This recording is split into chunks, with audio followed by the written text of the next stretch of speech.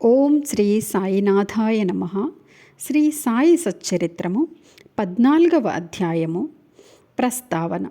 గత అధ్యాయంలో బాబా యొక్క వాక్కు ఆశీర్వాదములచే అనేకమైన అసాధ్య రోగములు ఎట్లు నయమయ్యనో వర్ణించితిమి. ఈ అధ్యాయంలో రతన్జీ వాడియా అనువానుని బాబా ఆశీర్వదించి సంతానమెట్లు కలుగు చేసెనో వర్ణించదము. ఈ యోగీశ్వరుని జీవితము లోపల వెలుపల కూడా సహజముగా అత్యంత మధురముగా ఉండును.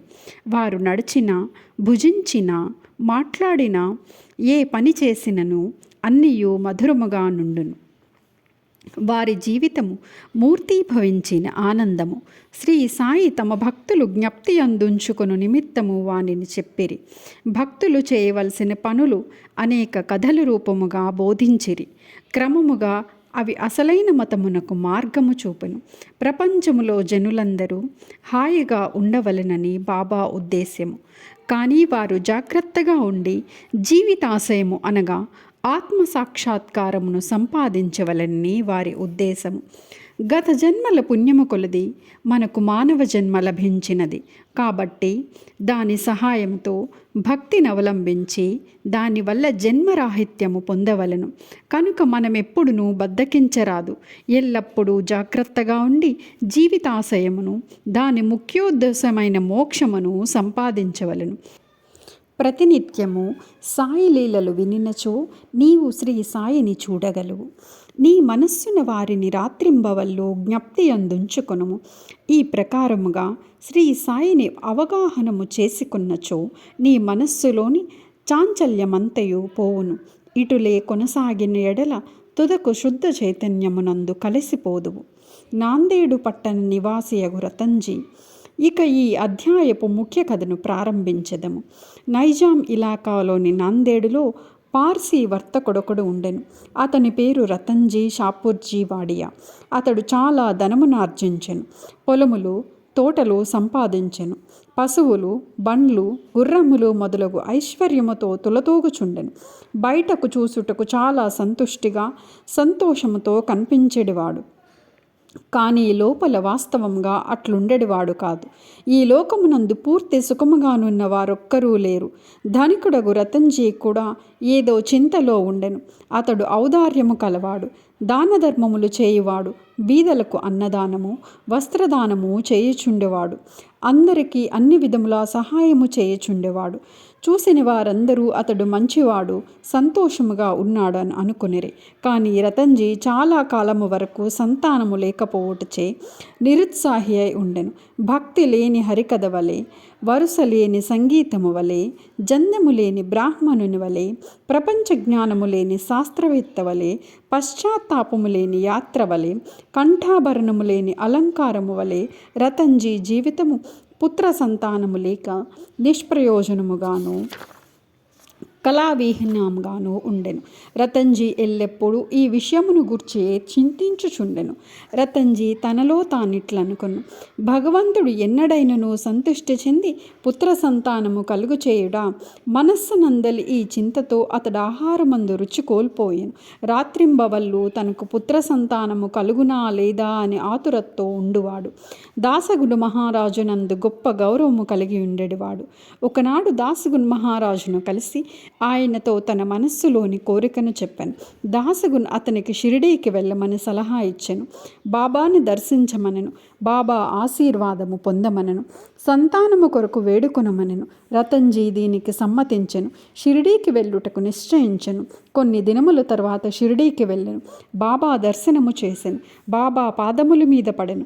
ఒక బుట్టలో చక్కని పూలమాలను తెచ్చి దానిని బాబా మెడలో వేసి ఒక గంపతో పండ్లను బాబాకు సమర్పించెను. మిక్కిలి వినయ విధేయతలతో బాబా దగ్గర కూర్చుండి ఇట్లు ప్రార్థించెను. కష్టదశలోనున్న వారనేక మంది నీ దర్శనముకు రాగా వారిని వెంటనే రక్షించి కాపాడెదవు. ఈ సంగతి విని నీ పాదములను ఆశ్రయించితిని కనుక దయవుంచి నాకు ఆశాభంగము కలుగు చేయకము.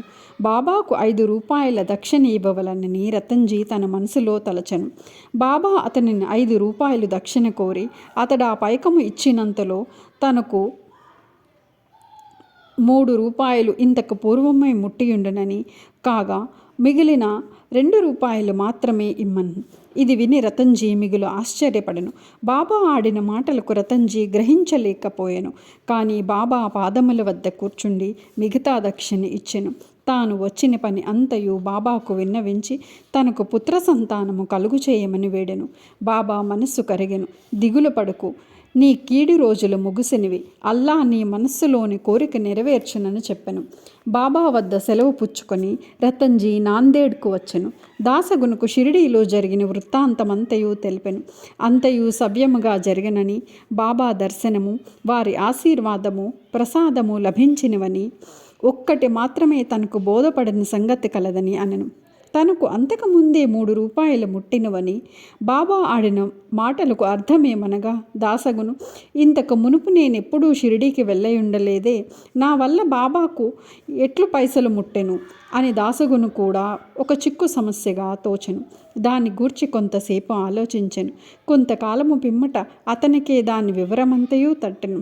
మౌలానా సాహెబ్ మహాత్మునికి రతన్జీ అంతకు మునుపు సత్కరించిన విషయము జ్ఞాపకము వచ్చెను. నాందేడ్లో మౌలానా సాహెబ్ గురించి తెలియని వారు లేరు. వారు నెమ్మదైన యోగి. రతన్జీ షిరిడీకి పోవు నిశ్చయించగానే ఈ మౌలానా సాహెబ్ రతన్జీ ఇంటికి వచ్చెను. ఆనాటి ఖర్చుగా సరిగా 3 రూపాయలు అడుగుట చూసి అందరూ ఆశ్చర్యపడిరి. అందరికీ బాబా సర్వజ్ఞుడని స్పష్టపడినది. వారు షిరిడీలో ఉన్నప్పటికీ దూరంలో ఏమి జరుగుచుండెనో వారికి తెలియచుండెను. లేనచో మౌలానా సాహెబ్కిచ్చిన పైకము సంగతి బాబాకెట్లు తెలియగలదు. వారిద్దరూ ఒకటే అని గ్రహించిరి. దాసగును చెప్పిన సమాధానమునకు రతన్జీ సంతృష్టి చెందెను. అతనికి బాబాయందు స్థిరమైన నమ్మకము కలిగెను. బాబా భక్తి హెచ్చాయను. కొద్ది కాలము పిమ్మట అతనికి పుత్ర సంతానము కలిగెను. ఆ దంపతులు ఆనందమునకు అవధులు లేకుండెను. కొన్నాళ్ళకు వారికి 12 సంతానము కలిగిరి. కానీ 4 మాత్రము బ్రతికిరి. ఈ అధ్యాయము చివరన హరి వినాయక సాఠే అనువాడు తన మొదటి భార్య కాలము చేసిన పిమ్మట 2వ వివాహము చేసుకొనినచో పుత్ర సంతానము కలుగునని బాబా ఆశీర్వదించిన కథ కలదు. అట్లే 2వ భార్య వచ్చిన పిమ్మట వారికి 2 కుమార్తెలు కలిగిరి. అతడు నిరుత్సాహము చెందెను. కానీ బాబా మాటలెన్నటికీ అసత్యము కానేరవు. 3వసారి అతనికి కొడుకు పుట్టెను. ఇట్లు బాబా వాక్యము నిజమైనది. అతడు మిక్కిలి సంతృష్టి చెందెను. దక్షిణ మీమాంస. దక్షిణ గుర్చి క్లుప్తముగా చెప్పి ఈ అధ్యాయమును ముగించదము. బాబా తమను చూసుటకు వెళ్ళిన వారి వద్ద నుంచి దక్షిణ పుచ్చుకొనుట అందరికీ తెలిసిన సంగతే. బాబా ఫకీరైనచో, వారికి దేనియందు అభిమానము లేకున్నచో వారు దక్షిణ ఎందుకు అడగవలెను? వారు ధనమేలా కాంక్షించవలెనని ఎవరైనా అడగవచ్చును. దీనికి పూర్తి సమాధానమిది. మొట్టమొదట బాబా ఏమియూ పుచ్చుకొనిడివారు కాదు. కాల్చిన అగ్గిపుల్లను జాగ్రత్తగా పెట్టుకుని జేబులో వేసుకొనిడివారు. భక్తులను కానీ తదితరులను కానీ బాబా ఏమియూ అడిగేవారు కాదు. ఎవరైనా 1 గాని 2 గాని కాసులు ఇచ్చినచో వానిని నూనె పొగాకు కొనడివారు. బీడీని కానీ చిలుమును కానీ పీల్చేవారు. రిక్తహస్తములతో యోగులను చూడరాదని కొందరు 1 కానీ 2 కానీ పైసలను బాబా ముందర పెట్టేవారు. 1 కానీ ఇచ్చినచో బాబా జేబులో ఉంచుకొనిడివారు. అర్ధన ఆయనచో తిరిగి ఇచ్చేడివారు. బాబా కీర్తి అన్ని దిశలకు వ్యాపించిన తర్వాత అనేక మంది బాబా దర్శనమునకై గుంపులు గుంపులుగా రాజొచ్చిరి. అప్పుడు బాబా వారిని దక్షిణ అడుగుచుండెను. దేవుని పూజ యందు బంగారు నాణెము లేనిదే ఆ పూజ పూర్తి కాదు అని వేదము చెప్పుచున్నది. దేవుని పూజ యందు నాణెము అవసరమైనచో యోగుల పూజలో మాత్రము ఎందుకు ఉండరాదు? శాస్త్రముల్లో కూడా ఏమని చెప్పబడినదో వినుము. భగవంతుని, రాజును, యోగిని, గురువుని దర్శించుటకు పోవునప్పుడు రిక్తహస్తములతో పోరాదు. నాణెము కానీ డబ్బు కానీ సమర్పించవలను.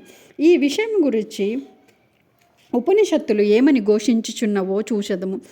బృహదారణ్యకోపనిషత్తులో ప్రజాపతి దేవతలకు, మానవులకు, రాక్షసులకు అను అక్షరమును బోధించెను. ఈ అక్షరము వల్ల దేవతలు దమమును అవలంబించవలనని గ్రహించిరి, అనగా ఆత్మను స్వాధీనమునందుంచుకునుట. మానవులు ఈ అక్షరమును దానముగా గ్రహించిరి.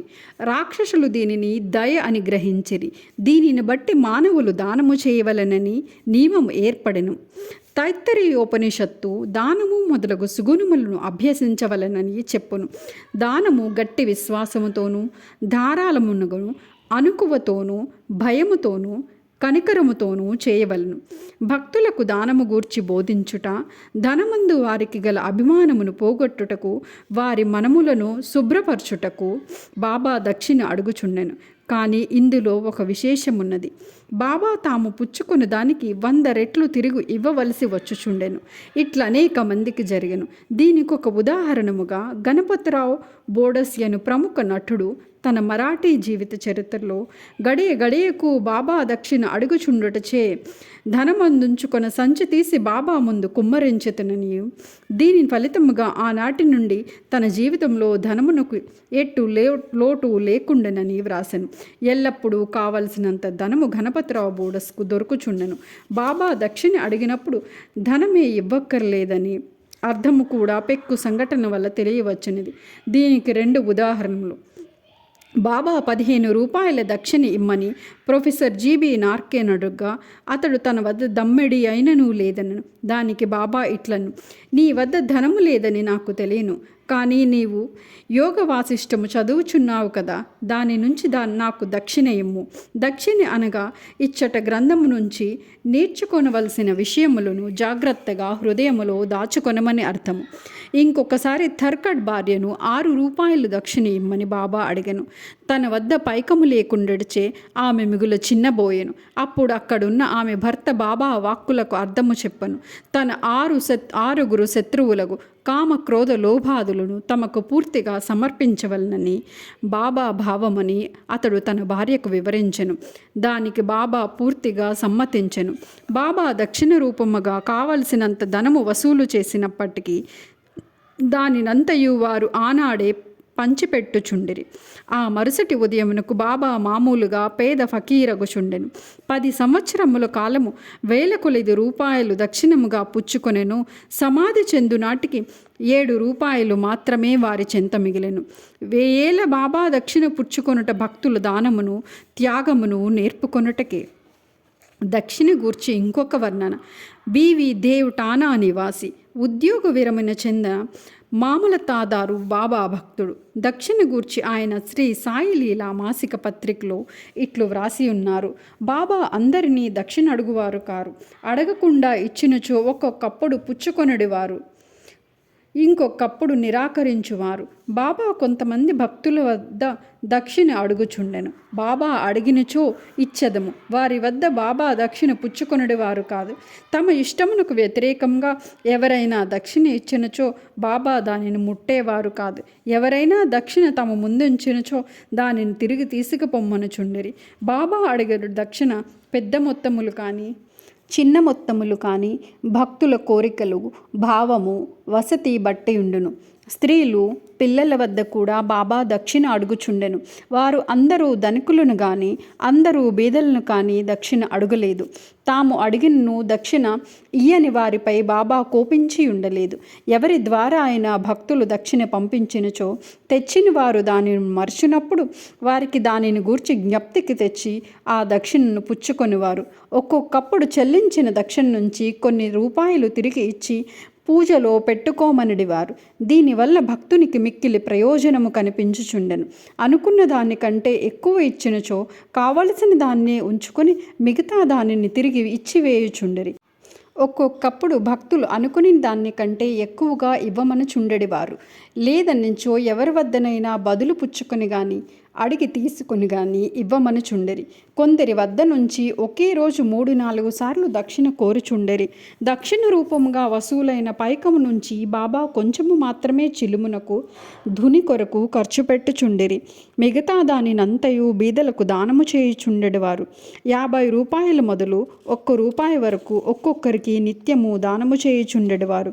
షిరిడీ సంస్థానంలో నున్న విలువైన వస్తువులన్నీ రాధాకృష్ణమాయి సలహా చేది భక్తులు తెచ్చి ఇచ్చిరి. ఎవరైనా విలువైన వస్తువులు తెచ్చినచో బాబా వారిని తిట్టెడివారు. నానాసాహెబ్ చాందోర్కర్తో తన ఆస్తి అంతయు, ఒక కౌపీనము, ఒక విడిగొడ్డ, ఒక కఫిని, ఒక తంబిరేలు గ్లాసు మాత్రమే అనియు, అయినప్పటికీ భక్తులు అనవసరమైన నిష్ప్రయోజనమైన విలువైన వస్తువులు తెచ్చి ఇచ్చుచున్నారని అనుచుండెడివారు. మన పారమార్థికమునకు ఆటంకములు 2 గలవు. మొదటిది స్త్రీ, రెండవది ధనము. షిరిడీలో బాబా ఈ 2 సంస్థలను నియమించి ఉన్నారు. అందొకటి దక్షిణ, రెండవది రాధాకృష్ణమాయి. తన భక్తులు ఈ రెంటిని ఎంతవరకు విడిచిపెట్టిరో పరీక్షించుటకై బాబా వీనిని నియమించను. భక్తులు రాగానే దక్షిణి అడిగి పుచ్చుకొని బడికి రాధాకృష్ణమాయి గృహమునకు పంపుచుండిరి. ఈ 2 పరీక్షలను తట్టుకొనుచున్నచో అనగా కనకమందు కాంతయందు అభిమానము పోయినదని నిరూపించినప్పుడే బాబా దయవలన ఆశీర్వాదము వలన వారి పారమార్థిక ప్రగతి శీఘ్రమగుట దృఢపడుచుండెను. భగవద్గీతలోను ఉపనిషత్తుల్లోనూ పవిత్రమైన స్థలమందు పవిత్రునికిచ్చిన దానము ఆ దాత యొక్క యోగక్షేమములకు అధికముగా తోడ్పడునని ఉన్నది. షిరిడీ కన్నా పవిత్ర స్థలమేది? అందునున్న దైవము సాయిబాబా కన్నా మిన్న ఎవరు? 14వ అధ్యాయము సంపూర్ణము. సద్గురు శ్రీ సాయినాథార్పణమస్తు. శుభం భవతు.